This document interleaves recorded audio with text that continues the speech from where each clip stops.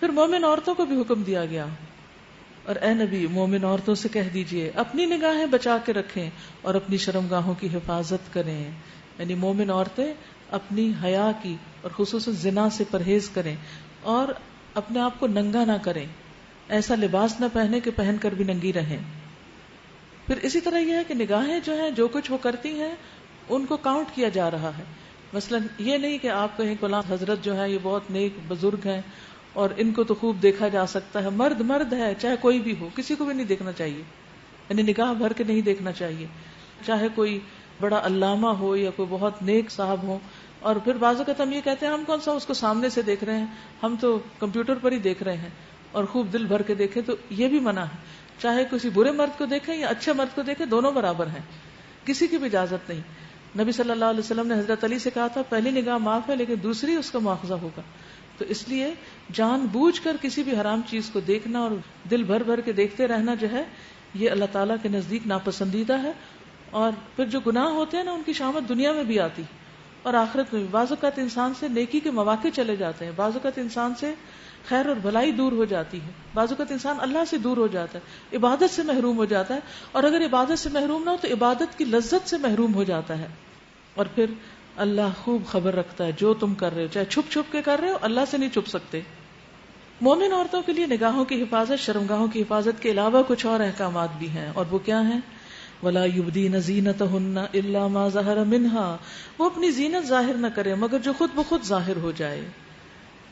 رسول اللہ صلی اللہ علیہ وسلم نے فرمایا تمہاری بدترین عورتیں وہ ہیں جو زینت کا اظہار کرنے والی ہیں، تکبر سے چلتی ہیں.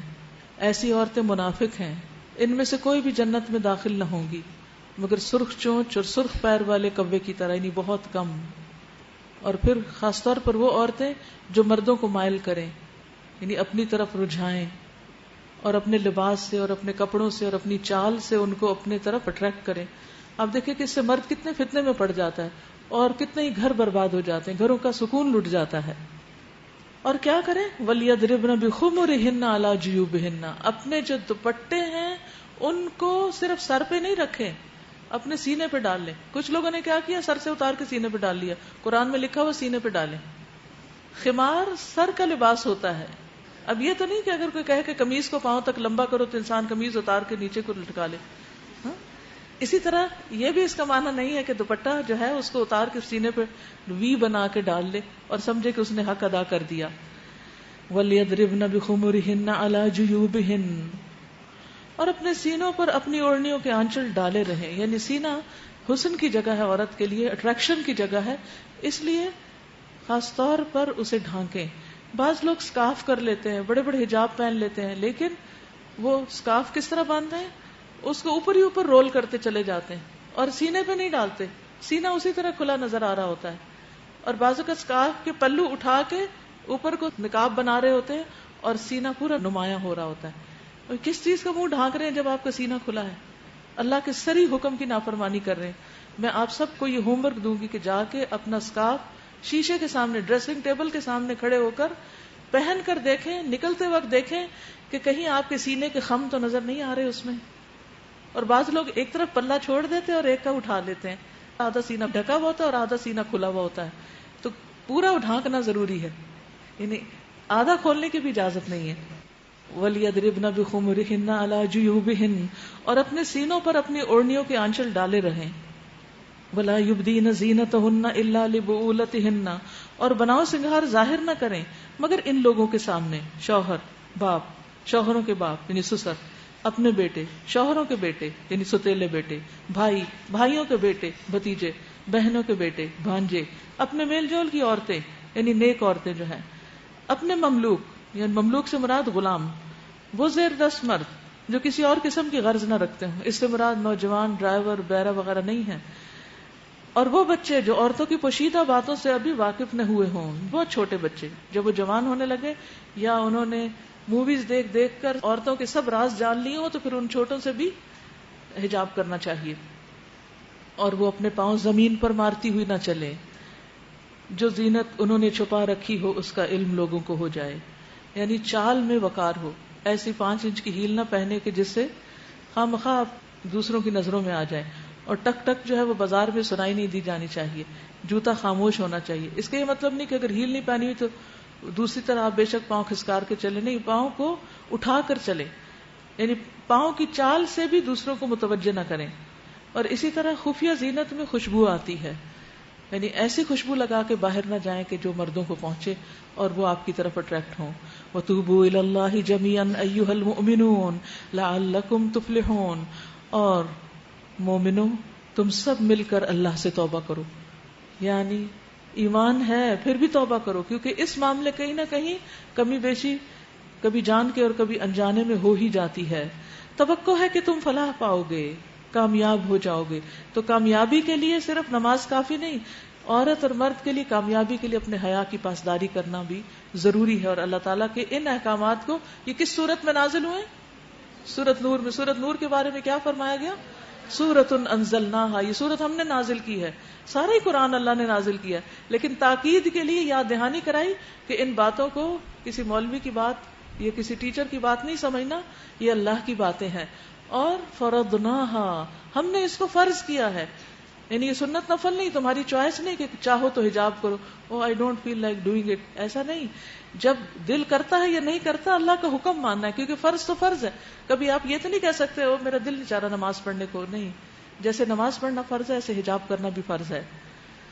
وَأَنكِحُوا الْأَيَامَ مِنكُمْ وَالصَّالِحِينَ مِنْ عِبَادِكُمْ وَإِمَائِكُمْ. تم میں سے جو لوگ تنہا ہوں، بے نکاحے ہوں، شادی نہ ہوئی ہو ان کی، اور تمہارے لونڈی غلاموں میں سے جو نیک ہوں ان کی شادی کر دو، نکاح کر دو. یعنی جو بالغ ہو جائیں، شادی کی عمر کو پہنچ جائیں، اچھا رشتہ نیک دیندار آ جائے، اس رشتے کو قبول کر لینا چاہیے اور بہت مین میخ نہیں نکالنی چاہیے اور شادی کر دینی چاہیے. کیونکہ شادی تاخیر سے کرنے کی وجہ سے بھی بہت سی خرابیاں آتی ہیں. رسول اللہ صلی اللہ علیہ وسلم نے فرمایا جب ایسا شخص تمہارے پاس نکاح کا پیغام بھیجے، پروپوز کرے، جس کے دین اور اخلاق سے تم مطمئن ہو، تو اس سے اپنی بیٹی کا نکاح کر دو. اگر ایسا نہیں کرو گے تو زمین میں فتنہ اور زبردست فساد برپا ہوگا. اور ہم کن جھگڑوں کو لے کے بیٹھ جاتے، یہ ہماری برادری نہیں، یہ ہمارا خاندان نہیں، یہ ہمارا قبیلہ نہیں، اور اس کا تو قد اتنا ہے، اور اس کی تو ناک ایسی ہے، اور اس کا تو کاروبار ایسا ہے، اور اس قسم کے بہانے کر کے شادیوں کو ڈیلے کر دیا جاتا ہے، جس کے نتیجے میں پھر لڑکیاں اور لڑکے دونوں ہی خراب راستوں پہ چل پڑتے ہیں. ان یکونوا فقراء یغنہم اللہ من فضلہ واللہ واسع علیم. اگر وہ غریب ہوں تو اللہ اپنے فضل سے ان کو غنی کر دے گا، اللہ بڑی وسعت والا اور علیم ہے. اور جو نکاح کا موقع نہ پائیں انہیں چاہیے کہ عفت مآبی اختیار کریں یہاں تک کہ اللہ اپنے فضل سے ان کو غنی کر دے. یعنی اگر کوئی بھی طریقہ نہیں ہے شادی کرنے کا تو جواز نہیں مل جاتا کہ انسان حرام کام شروع کر دے. غلط رستوں پہ نکلنے کا جواز نہیں ہے، بلکہ کیا کرے انسان؟ پاکیزگی اختیار کرے، روزے رکھے، اپنی نگاہوں کو جھکا کے رکھے، اپنے آپ کو ایسے کاموں میں مصروف رکھے کہ شادی کا خیال کم سے کم جائے. ہر وقت شادیاں نہ اٹینڈ کرتا رہے کہ دیکھ دیکھ کے حسرت ہوتی رہے. کیونکہ ہم نے شادی کلچر ایسا عام کر دیا ہے کہ ایک ایک شادی کئی کئی دنوں پر محیط ہے. اس میں جن کی شادی ان کی تو خیر ہے، لیکن جو آس پاس دوسرے ایسے نوجوان لڑکے لڑکیاں جن کی شادی نہیں ہو رہی اور وہ شادی کی عمر کو بھی گزر رہے ہیں، ان کے دلوں کا کیا حال ہوگا؟ ہم ان کے لیے کیسی حسرتوں کے سامان پیدا کر رہے ہیں. والذین یبتغون الکتاب مما ملکت ایمانکم فکاتبوہم. اور تمہارے مملوکوں میں سے جو مکاتبت کی درخواست کریں ان سے مکاتبت کر لو اگر تمہیں معلوم ہو کہ ان کے اندر بھلائی ہے، اور ان کو اس مال میں سے دو جو اللہ نے تمہیں دیا ہے تاکہ وہ اپنی آزادی خرید سکیں. تم انہیں اپنے مال میں سے دو، ان کی مدد کرو خواہ وہ تمہارے ہی غلام ہے پھر بھی. اور اپنی لونڈیوں کو اپنی دنیاوی فائدوں کی خاطر کوہبہ گری یعنی پروسٹیٹیوشن پر مجبور نہ کرو جبکہ وہ خود پاک دامن رہنا چاہتی ہوں، کیونکہ یہ بھی حرام ہے، ممنوع ہے. اور جو کوئی ان کو مجبور کرے تو اس جبر کے بعد اللہ ان کے لیے غفور الرحیم ہے، اور جو یہ بزنس چلائے گا اس کی سخت پکڑ ہے اللہ کے ہاں. وَلَقَدْ أَنزَلْنَا إِلَيْكُمْ آيَاتٍ مُبَيِّنَاتٍ. ہم نے صاف صاف ہدایت دینے والی آیات تمہارے پاس بھیج دی ہیں، اور ان قوموں کی عبرتناک مثالیں بھی ہم تمہارے سامنے پیش کر چکے ہیں جو تم سے پہلے ہو گزری ہیں، اور وہ نصیحتیں ہم نے کر دی ہیں جو ڈرنے والوں کے لیے ہوتی ہیں. یعنی جنہوں نے تقوی اختیار کرنا ہے وہ اس سے کافی نصیحت لے لیں گے. اللہ نور السماوات والارض مثل نورہ کمشکات فیہا مصباح المصباح فی زجاجہ الزجاجة كأنها كوكب دري يوقد من شجرة مباركة زيتونة لا شرقية ولا غربية يكاد زيتها يضيء ولو لم تمسسه نار نور على نور يهدي الله لنوره من يشاء ويضرب الله الأمثال للناس والله بكل شيء عليم. اللہ آسمان و زمین کا نور ہے. اللہ آسمان و زمین کا نور ہے. کائنات میں اس کے نور کی مثال ایسی ہے جیسے تاک میں چراغ رکھا ہوا ہو. چراغ ایک فانوس میں ہو. فانوس کا حال یہ ہو کہ جیسے موتی کی طرح چمکتا ہوا تارا، اور وہ چراغ زیتون کے ایک ایسے مبارک درخت کے تیل سے روشن کیا جاتا ہو جو نہ مشرقی ہو نہ مغربی، جس کا تیل آپ ہی آپ بھڑکتا ہو، خواہ اس کو آگ نہ بھی لگے. روشنی پر روشنی بڑھنے کے تمام اسباب جمع ہو گئے ہوں. اللہ اپنے نور کی طرف جس کو چاہتا ہے رہنمائی دیتا ہے، اور وہ لوگوں کو مثالوں سے بات سمجھاتا ہے، اور وہ ہر چیز سے خوب واقف ہے. یہاں اللہ سبحانہ وتعالیٰ کے نور کی بات بھی کی گئی جس کی حقیقت اللہ تعالیٰ جانتے ہیں. پھر اللہ تعالیٰ کا وہ نور جو وہ بندوں کو عطا کرتا ہے ایمان کی شکل میں، اس کی مثال ایسی ہے جیسے تاک میں چراغ جل رہا ہو اور پھر اس کا آس پاس منور ہو رہا ہو. تو ایمان کا نور جب آ جاتا ہے دل کے اندر، سینے میں اترتا ہے تو سینہ روشن ہو جاتا ہے. پھر اس کو اگر زیتون کے تیل سے چراغ کو جلانے کے لیے، روشنی بڑھانے کے لیے اس کو سپلائی پیچھے سے آتی رہے تو وہ روشنی اور بڑھتی چلی جاتی، وہ کبھی ختم نہیں ہوتی. تو اسی طرح بندہ مومن جو ہے وہ بھی اپنے ایمان کو ختم نہیں ہونے دیتا، اس کے لیے علم نافع کی سپلائی جو ہے وہ جاری رکھتا ہے. اور پھر اللہ سبحانہ وتعالیٰ جسے چاہے ہدایت دیتا ہے، اور مومن کا سینہ روشن ہوتا ہے جبکہ کافر کا سینہ اندھیرے میں ہوتا ہے. عالم کا سینہ روشن ہوتا ہے اور اس کے مقابلے میں جاہل کا سینہ اندھیرے میں ہوتا ہے. تو جو شخص اللہ سبحانہ وتعالیٰ کو اپنا رب مانتا ہے، اس کائنات کو دیکھ رہا ہے اور اس کی نشانیوں کو دیکھ رہا ہے، اس چاہیے کہ اللہ پر ایمان لے آئے، اور ایمان لانے کے بعد اللہ تعالیٰ کے دین کو سیکھے تاکہ اس کی روشنی اس کے دل میں جائے، اس کے عمل میں آئے، اور عمل میں آنے کے بعد اس کے اچھے اخلاق سے اس کا آس پاس سارا منور ہو جائے. یہ اسی صورت میں ہو سکتا ہے جب انسان اس کے لیے ایک مسلسل کوشش کرتا ہے. واللہ بکل شیء علیم. فی بیوت اذن اللہ ان ترفع ویذکر فیہا اسمہ یسبح له فیہا بالغدو والآصال رجال لا تلہیہم تجارۃ ولا بیع عن ذکر اللہ واقام الصلاۃ وایتاء الزکاۃ یخافون یوما تتقلب فیہ القلوب والابصار. اس نور کی طرف ہدایت پانے والے ان گھروں میں پائے جاتے ہیں جنہیں بلند کرنے کا اور ان میں اپنے نام کی یاد کا اللہ نے اذن دیا ہے.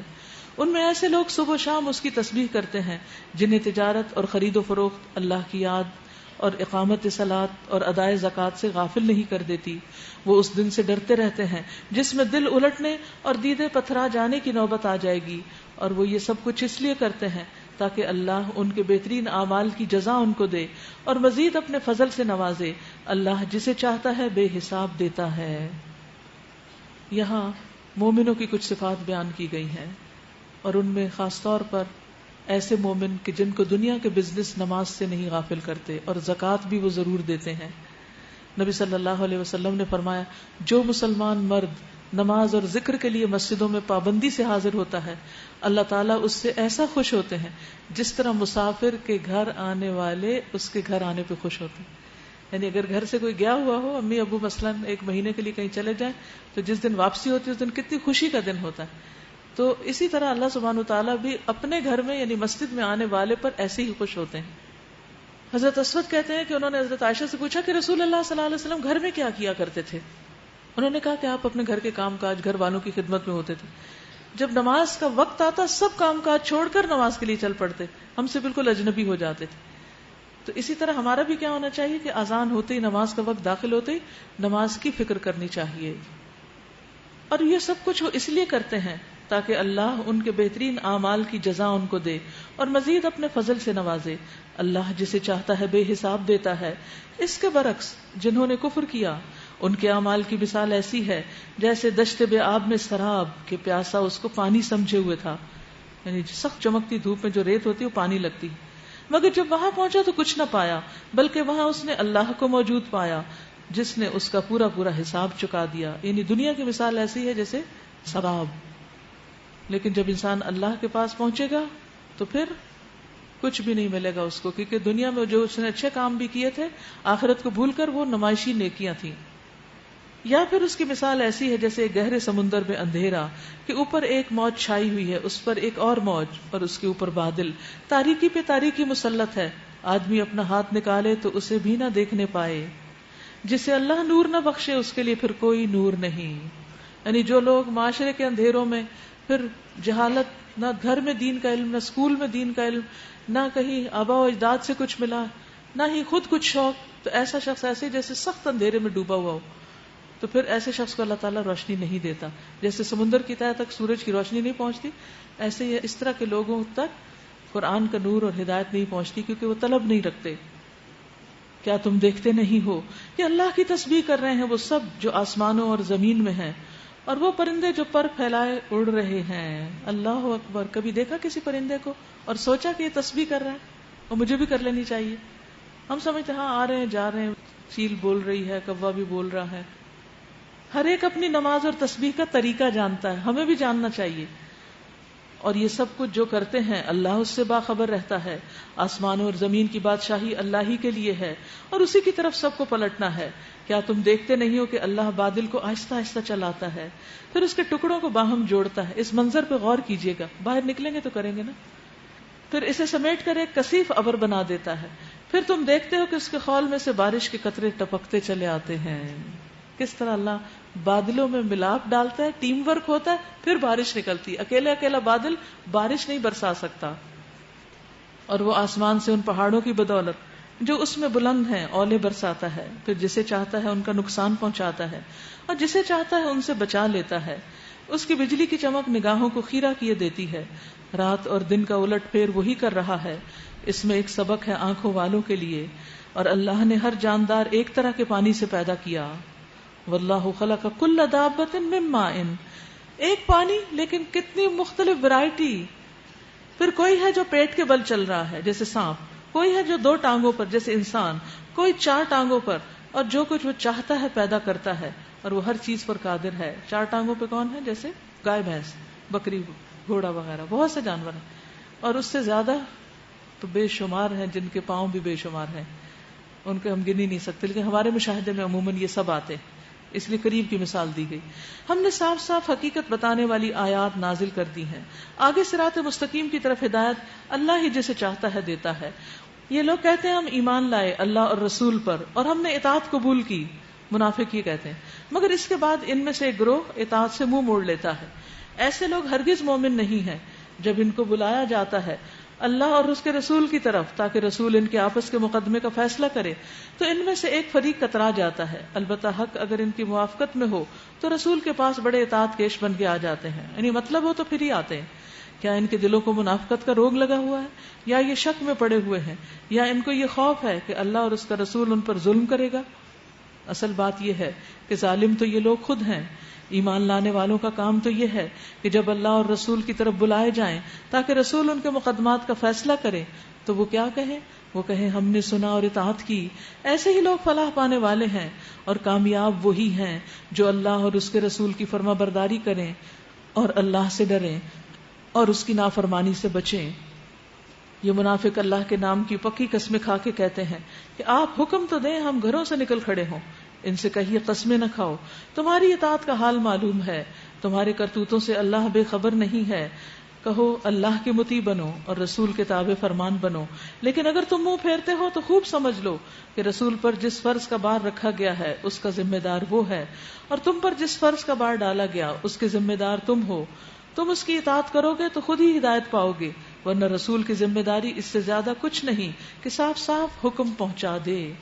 اللہ نے وعدہ کیا ہے تم میں سے ان لوگوں کے ساتھ جو ایمان لائیں اور نیک عمل کریں کہ وہ ان کو اسی طرح زمین میں خلیفہ بنائے گا جس طرح ان سے پہلے گزرے ہوئے لوگوں کو بنا چکا ہے. ان کے لیے ان کے اس دین کو مضبوط بنیادوں پر قائم کر دے گا جسے اللہ تعالیٰ نے ان کے حق میں پسند کیا ہے، اور ان کی موجودہ حالت خوف کو امن سے بدل دے گا. بس وہ میری بندگی کریں گے، میرے ساتھ کسی کو شریک نہ کریں گے. تو یاد رکھیے اللہ سبحانہ وتعالیٰ کا یہ وعدہ ہے کہ جو مسلمان اللہ تعالیٰ کی پوری فرما برداری کریں گے، اطاعت کریں گے، اللہ ان کے خوف کو امن میں بدل دے گا. یعنی دنیا میں بھی ان کو امن عطا کرے گا، ان کے علاقوں میں اللہ کی رحمت برسے گی، بس شرط یہ ہے کہ وہ اللہ سے کیے ہوئے عہد کو پورا کریں، بس وہ میری بندگی کریں، میرے ساتھ کسی کو شریک نہ ٹھہرائیں، اور جو اس کے بعد کفر کرے تو ایسے ہی لوگ فاسق ہیں۔ نماز قائم کرو اور زکوٰۃ ادا کرو اور رسول کی اطاعت کرو، امید ہے کہ تم پر رحم کیا جائے گا۔ جو لوگ کفر کر رہے ہیں ان کے متعلق اس غلط فہمی میں نہ رہو کہ وہ زمین میں اللہ کو عاجز کر دیں گے، ان کا ٹھکانہ دوزخ ہے اور وہ بڑا ہی برا ٹھکانہ ہے۔ اے لوگو جو ایمان لائے ہو، لازم ہے کہ تمہارے مملوک اور تمہارے وہ بچے جو ابھی عقل کی حد کو نہیں پہنچے 3 اوقات میں اجازت لے کر تمہارے پاس آیا کریں، یعنی ایسے ہی بغیر ناک کیے یا اجازت لیے بیڈ روم کا دروازہ نہیں کھولیں، صبح کی نماز سے پہلے اور دوپہر کو جب کہ تم کپڑے اتار کر رکھ دیتے ہو، کیونکہ وہاں ایئر کنڈیشنرز نہیں تھے اور اب بھی سب کے پاس نہیں، اور عشاء کی نماز کے بعد۔ یہ 3 وقت تمہارے لیے پردے کے وقت ہیں، ان کے بعد وہ بلا اجازت آئیں تو نہ تم پر کوئی گناہ ہے نہ ان پر، یعنی باہر کے پردے کے احکام اور ہیں اور گھر کے اندر بھی کچھ پردے ہیں۔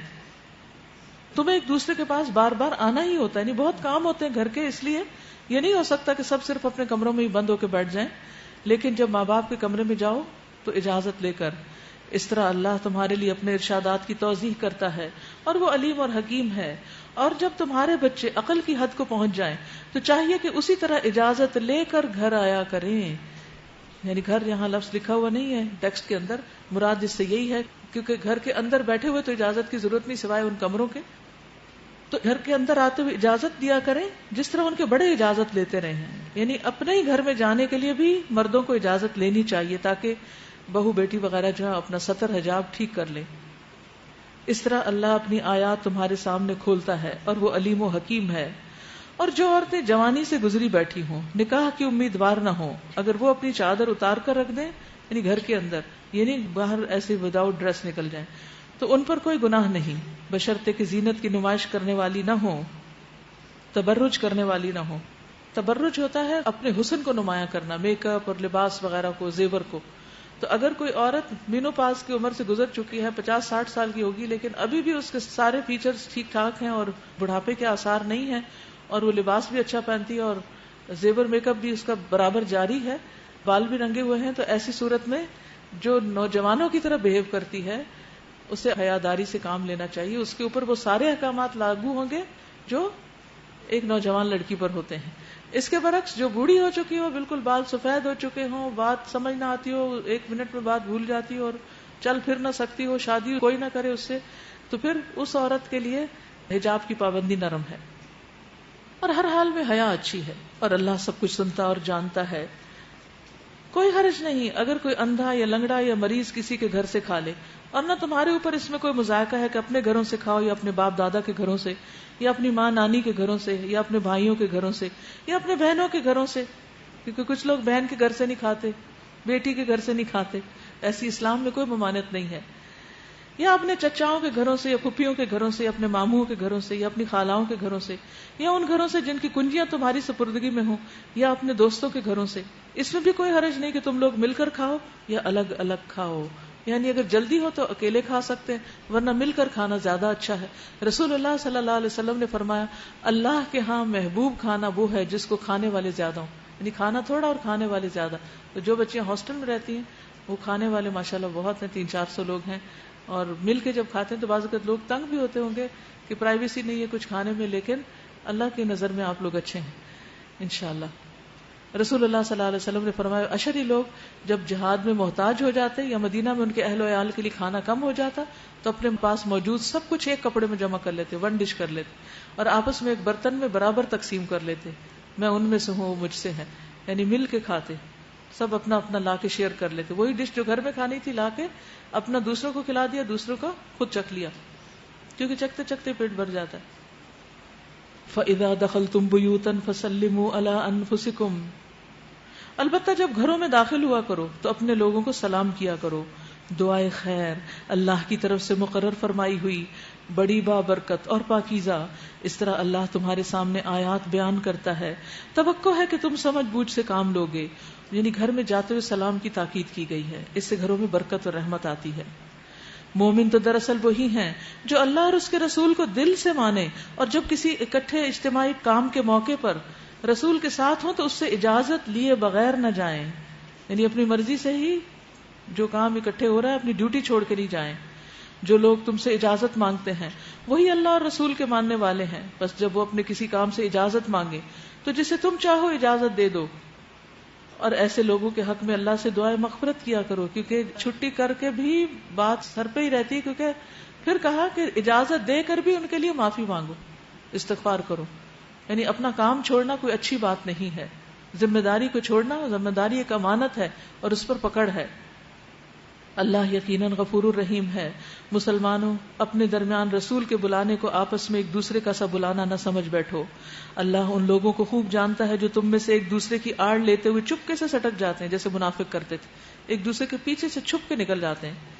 رسول کے حکم کی خلاف ورزی کرنے والوں کو ڈرنا چاہیے کہ وہ کسی فتنے میں گرفتار نہ ہو جائیں. سنت کی پیروی نہ کرنا انسان کو دنیا میں فتنے میں ڈال سکتا ہے اور ان پر دردناک عذاب آ جائے.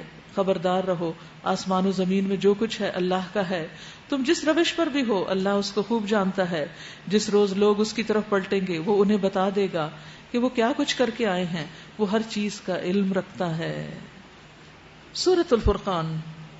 بسم اللہ الرحمن الرحیم. تبارك الذي نزل الفرقان على عبده ليكون للعالمين نذيرا. الذي له ملك السماوات والأرض ولم يتخذ ولدا ولم يكن له شريك في الملك وخلق كل شيء فقدره تقديرا. سورۃ الفرقان. بسم اللہ الرحمن الرحیم. تبارک الذی نزل الفرقان علی عبدہ لیکون للعالمین نذیرا. بہت بابرکت ہے وہ جس نے یہ فرقان اپنے بندے پر نازل کیا تاکہ سارے جہان والوں کے لیے نذیر ہو. اللہ نے یہ قرآن بھیجا تاکہ پوری دنیا کو خبردار کیا جائے. قرآن فار آل. الذی لہ ملک السماوات والارض. وہ جو زمین اور آسمانوں کی بادشاہی کا مالک ہے، جس نے کسی کو بیٹا نہیں بنایا، جس کے ساتھ بادشاہت میں کوئی شریک نہیں، جس نے ہر چیز کو پیدا کیا پھر اس کی تقدیر مقرر کی. یعنی تقدیر صرف انسان کی نہیں باقی موجودات کی بھی ہے.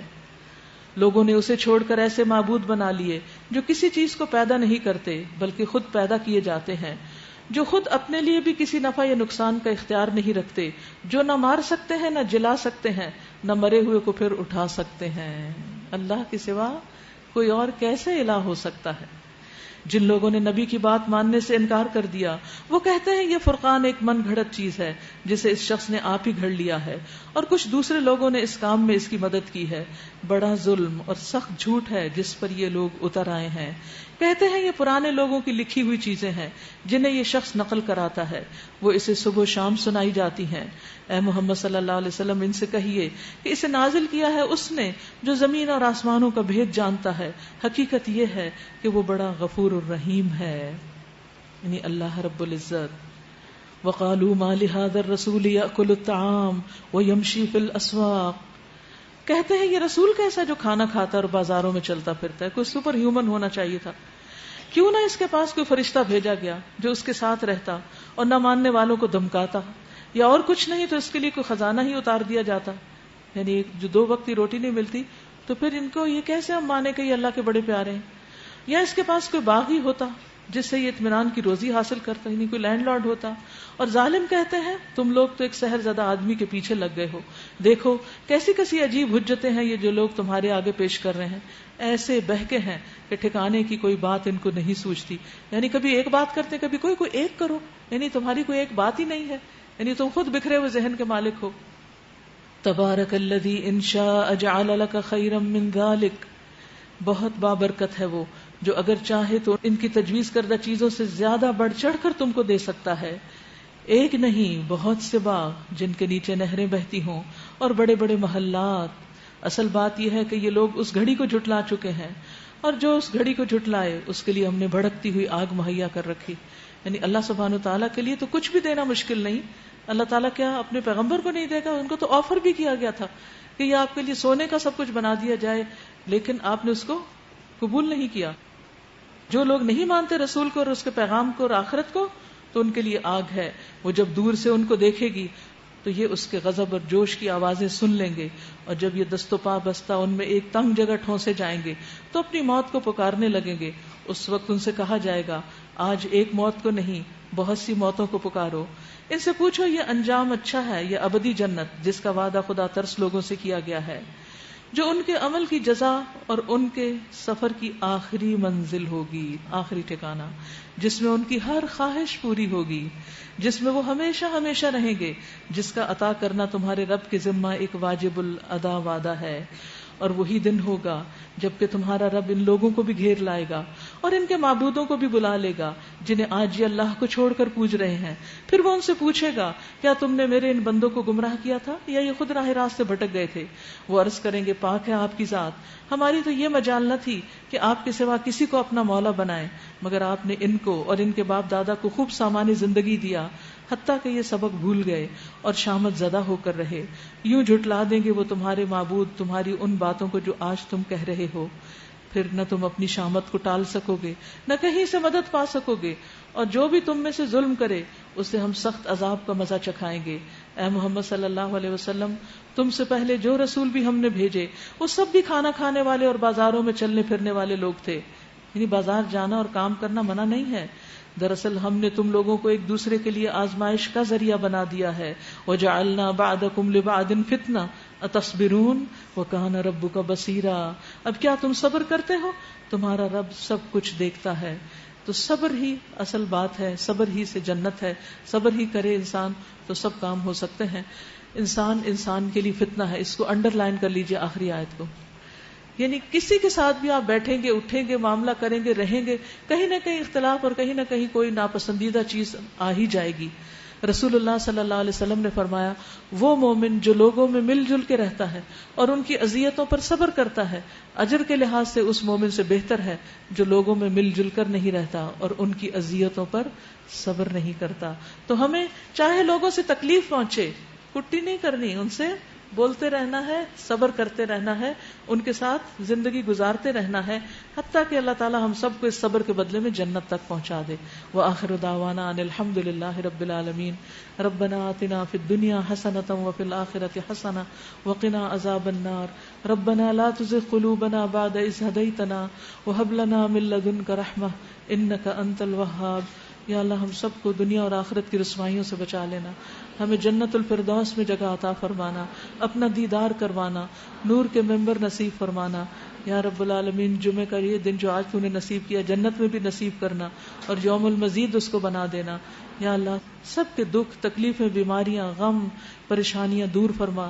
جو لوگ یہاں موجود ہیں ان کے بھی اور جو یہاں موجود نہیں. یا اللہ جو مسلمان دنیا کے کسی بھی ملک میں پریشانی کی حالت میں ہیں، غزہ میں ہیں یا سیریا میں ہیں یا کسی اور جگہ پر، یا اللہ ان پر جو بھی آفات آ رہی ہیں اپنی رحمت سے ان کو دور کر دے، ان پر اپنی رحمت نازل کر دے. یا اللہ دنیا میں کہیں بھی کوئی آفت کا شکار ہے، کسی تکلیف کا شکار ہے، یا اللہ ان کی آفات اور تکالیف دور کر دے اور ہم سب کو ایک دوسرے کی مدد کی توفیق عطا فرما. یا رب العالمین ہم ان کے لیے کچھ کر نہیں سکتے، تیرے حضور دعا کر رہے ہیں. یا اللہ تو سب کے دکھ بیماریاں تکلیفیں پریشانیاں دور فرما. اللہ ہمیں ہر دن ایمان میں تقوی میں علم میں اور آگے بڑھا. یا اللہ ہمیں علم اور حکمت عطا فرما. ہمارے والدین پر اپنی رحمت فرما، ہماری اولادوں کو ہماری آنکھوں کی ٹھنڈک بنا. یا رب العالمین تو ہمیں قبر کے عذاب سے بچانا، جہنم کے عذاب سے بچانا اور تو ہمیں اپنی رحمت سے بخش دینا. آمین یا رب العالمین. سبحانک اللہم و بحمدک اشہد ان لا الہ الا انت استغفرک و اتوب الیک. آپ سب کے لیے خوشخبری ہے، الحمدللہ ہماری کتاب دعا کیجئے چھپ کے آ چکی ہے اور اللہ تعالیٰ جزائے خیر دے اس شخص کو جس نے آپ سب کے لیے ایک گفٹ بھیجا ہے. ٹھیک ہے، اور اس کے علاوہ یہ ہے کہ جس طرح آپ کو گفٹ ملا ہے میں چاہوں گی کہ ہم بھی اپنی طرف سے ایک کاپی خرید کر کسی اور کو گفٹ کر دیں، کیونکہ جو شخص یہ دعائیں مانگے گا انشاءاللہ اس کا ثواب ہمیں بھی پہنچے گا اور ہو سکتا ہے اس کے مانگنے کی وجہ سے وہ دعا ہمارے حق میں بھی قبول ہو جائے. اس کتاب کی خوبی کیا ہے کہ اس میں بہت سارے دعاؤں کے ٹاپکس اکٹھے کر دیے گئے ہیں. اس کا سٹائل یا کنستین سے کچھ فرق ہے.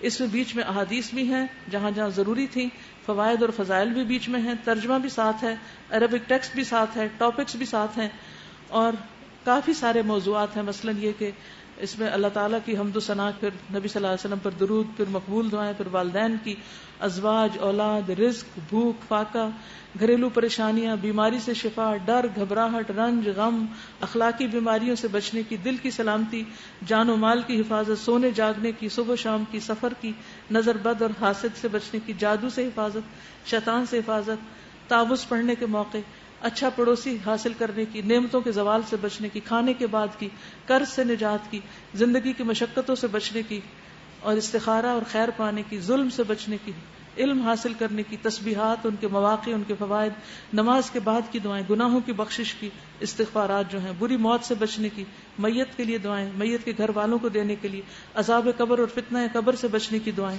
آخرت کی بھلائی کی دعائیں، جہنم سے بچنے کی دعائیں.